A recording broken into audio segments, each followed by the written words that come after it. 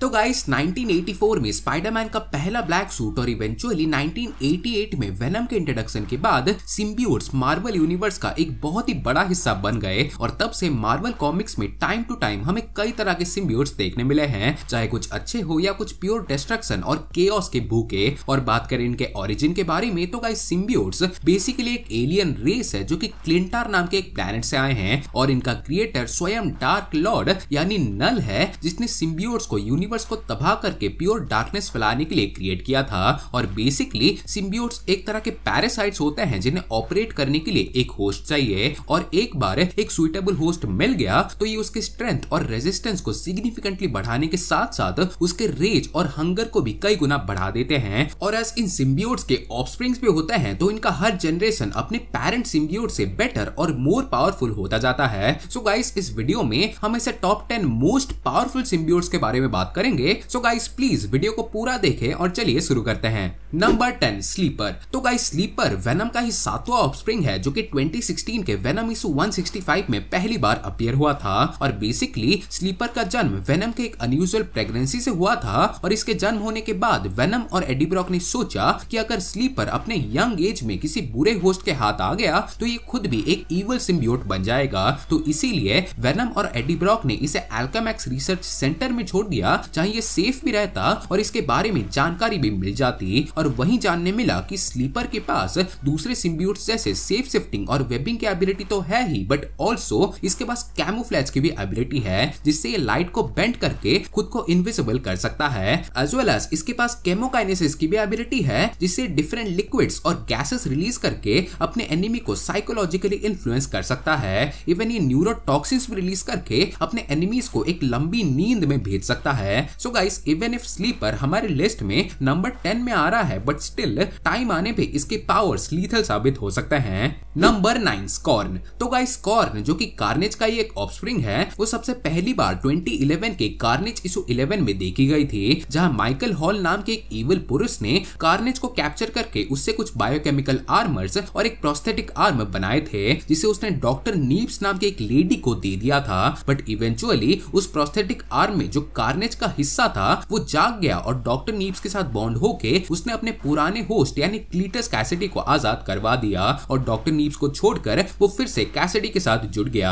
But eventually doctor नीप्स को ये पता चला कि कार्नेज का एक छोटा सा हिस्सा उनके साथ ही रह गया है और वो था स्कॉर्न सिम्बियोट। और इसके एबिलिटीज की बात करें तो गाइस इसके पास दूसरे सिम्बियोट्स की तरह सारी एबिलिटीज तो है ही, but also as a symbiote और टेक्नोलॉजी का एक मिक्सचर है तो स्कॉर्न किसी भी तरह के मशीन या वेपन सिस्टम को बड़ी आसानी से कंट्रोल कर सकती है। सो एक तरह से स्कॉर्न मशीन और सिम्बियोट का एक हाइब्रिड है। Number 8 scream. तो गाइस स्क्रीम वेनम का ही एक ऑफस्प्रिंग है जो कि पहली बार 1993 के लीथल प्रोटेक्टर के स्टोरी लाइन में देखी गई थी।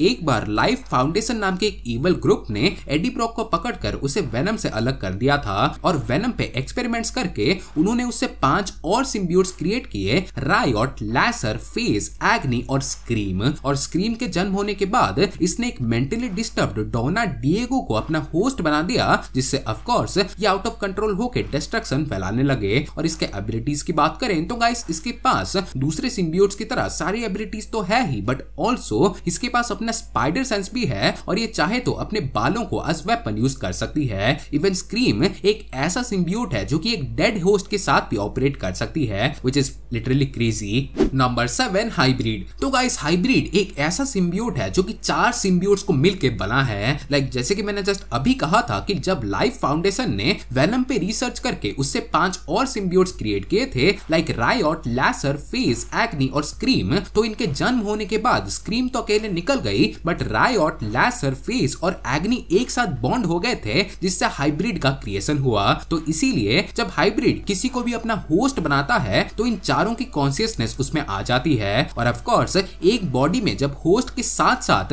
4 और कॉन्शियसनेस हो तो गाइस समझ लीजिए कि ये सिम्बियोट कितना केओटिक होगा। और इसके एबिलिटीज की बात करें तो गाइस इसके पास हर सिम्बियोट की बेसिक पावर्स तो है ही, बट ऑल्सो इसके पास चारों सिम्बियोट्स यानी रायोट, फेज, लैसर और एग्नी की भी सारी एबिलिटीज हैं। Number 6 antivenom.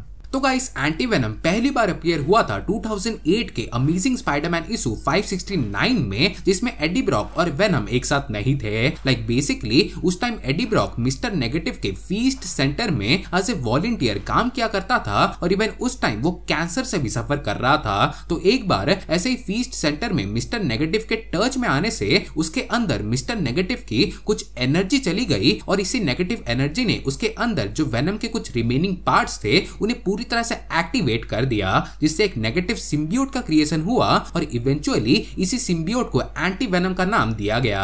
और इसके एबिलिटीज की बात करें तो गाइस एंटी वेनम लिटरली दूसरे सिम्बियोट से बहुत अलग है, आज ये लोगों को किसी भी तरह के डिजीजेस, पैरासाइट, रेडिएशन या ड्रग से पूरी तरह से क्योर कर सकता है। इवन सारे सिम्बियोट्स की जो सबसे बड़ी वीकनेस है यानी हीट और साउंड, एंटी वेनम उससे पूरी तरह से रेजिस्टेंट है, जो कि इसे एक बहुत ही पावरफुल सिम्बियोट बनाता है।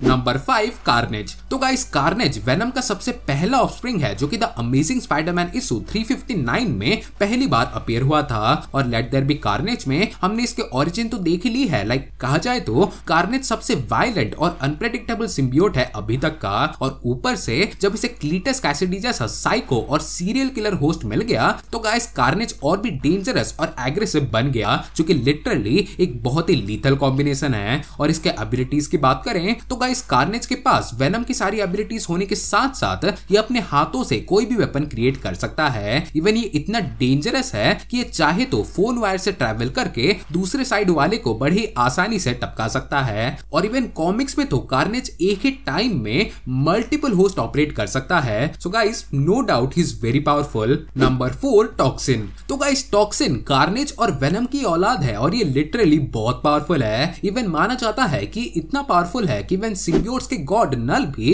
इसके फुल पोटेंशियल से डरते हैं। बट फॉर्चुनेटली स्टार्टिंग से ही वेनम ने इसे ट्रेनिंग दी है। इवन इसका होस्ट भी डेप्यूटी पैट्रिक म्यूलिगन है जो कि एक अच्छा इंसान है। सो इसीलिए टॉक्सिन अपने पावर्स को मोस्टली भलाई के लिए ही यूज करता है। इवन कॉमिक्स में इसकी एक चाइल्डिश पर्सनैलिटी है, सो इसीलिए इसे अपने ट्रू पोटेंशियल के बारे में अभी तक पता भी नहीं है। और गाइज अगर आपको याद हो तो venom let there be carnage के एंड में हमें टॉक्सिन का एक टीज मिला था। सो मोस्ट प्रोबेबली वेनम 3 में ही हमें टॉक्सिन देखने मिलेगा और होपफुली सोनी इसे नर्फ ना करे। और गाइज इसके एबिलिटीज की बात करें तो गाइज इसके पास वेनम और कार्नेज की कंबाइंड स्ट्रेंथ होने के साथ साथ ये वो हर चीज कर सकता है जो दूसरे सिम्बियोट्स कर सकते हैं। इवन एंटी वेनम की तरह ये भी हीट और साउंड से रेजिस्टेंट है, जो कि इसे ऑलमोस्ट एक अनबीटेबल अपोनेंट बनाता है। तो गाइस टॉप 3 की तरफ बढ़ने से पहले अगर आपने अभी तक वीडियो को लाइक नहीं किया है तो प्लीज वीडियो को लाइक कर दें, it will keep me motivated. Number 3 ग्रेंडल। तो गाइस ग्रेंडल एक सिम्बायोटिक ड्रैगन है जिसे नल ने ही बनाया है पूरे यूनिवर्स से रोशनी मिटा के फिर से डार्कनेस लाने के लिए। लाइक ये इतने पावरफुल है कि यूनिवर्स में कहीं भी जाके किसी भी सिविलाइजेशन को पूरी तरह से ऑब्लिटरेट कर सकते हैं। इवन ग्रेंडल ऐसे सिम्बियोट्स हैं जिन्हें किसी तरह की होस्ट की जरूरत नहीं है अपने पावर्स को यूज करने के लिए। लाइक नल ने इन्हें इतना पावरफुल बनाया है कि इवन मार्वल के गॉड्स को भी मार सकते हैं। इवन ये चाहे तो किसी सेलेस्टियल को भी अपना होस्ट बना सकते हैं। So guys hopefully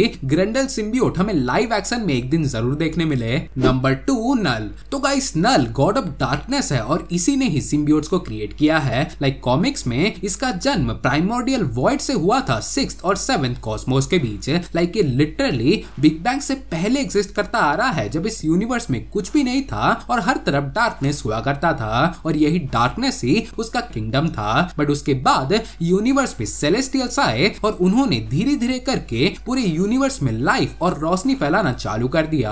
but of course नल को उसके डार्क किंगडम में ये रोशनी पसंद नहीं आई तो उसने सेलेस्टियल्स और उनके क्रिएशन को मिटाने के लिए अपना सिम्बियोट आर्मी क्रिएट किया और उन्हें भेज दिया पूरे यूनिवर्स को कॉन्कर करने के लिए। और बात करें इसके पावर लेवल के बारे में तो गाइस जैसे कि मैंने बोला कि नल लिटरली एक गॉड है। सो ऑफ कोर्स वो इमॉर्टल तो है ही बट ऑल्सो एज ये डार्कनेस का लॉर्ड है। सो वो डार्कनेस से किसी भी चीज का क्रिएशन कर सकता है। देन ऑफ कोर्स ये ऑलमोस्ट सारे सिम्बियोट्स को कंट्रोल कर सकता है और ये टाइम को मैनिपुलेट करने की एबिलिटी भी रखता है। इवन गाइस इसने मार्वल के one of the strongest beings Sentry को लिटरली मसल दिया था। सो गाइस समझ लीजिए कि नल कितना ओपी कैरेक्टर है। तो गाइस अब फाइनली बात करते हैं नंबर 1 के बारे में और यह है वेनम। तो गाइस वेनम का फर्स्ट अपीयरेंस 1984 के द अमेजिंग स्पाइडरमैन इशू 252 में हुआ था और फर्स्ट टाइम तो ये स्पाइडरमैन के साथ ही बॉन्ड हुआ था। बट जब अमेजिंग स्पाइडरमैन इशू 300 में ये फाइनली एडी ब्रॉक के साथ बॉन्ड हुआ, उस टाइम हमें असली वेनम देखने मिला। देखा जाए तो वेनम क्लियरली सबसे पावरफुल सिम्बियोट नहीं है, बट टाइम टू टाइम जब भी ये किसी सुपीरियर अपोनेंट से लड़ा है, ये हमेशा ऑन टॉप आया है बस अपने विल पावर के लिए। और गाइज, इनके इसे नेवर गिव अप स्पिरिट के लिए वेनम ने लिटरली अपने क्रिएटर यानी नल को भी हरा दिया था रिसेंटली आए king in black story line में। और कॉमिक्स में करंटली वेनम ही नया किंग इन ब्लैक है, यानी सिम्बियोट्स का राजा। सो वेनम और एडी ब्रॉक ने ये प्रूव कर दिया है कि रॉ पावर ही हमेशा इंपॉर्टेंट नहीं होता। अगर आपके पास वो विल पावर और स्पिरिट है तो गाइस आप कुछ भी हासिल कर सकते हो। सो गाइस, आज के लिए बस इतना ही। और वीडियो पसंद आई हो तो प्लीज वीडियो को लाइक कर दें, और आपका फेवरेट सिम्बियोट कौन सा है ये मुझे कमेंट्स में डेफिनेटली बताएं। और अगर आप नए हैं तो गाइस ऐसे अमेजिंग वीडियोस और लेटेस्ट अपडेट्स और न्यूज के लिए चैनल को सब्सक्राइब भी कर दें। और मैं आपसे मिलूंगा अगले वीडियो में। तो गाइस तब तक बाय एंड टेक केयर।